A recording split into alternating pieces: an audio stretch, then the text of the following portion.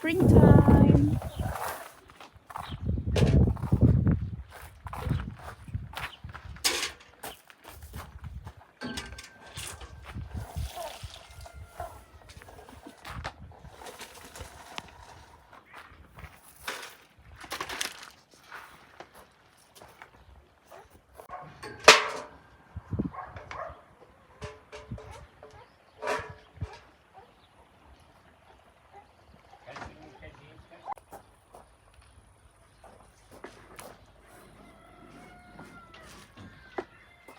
This is our garlic.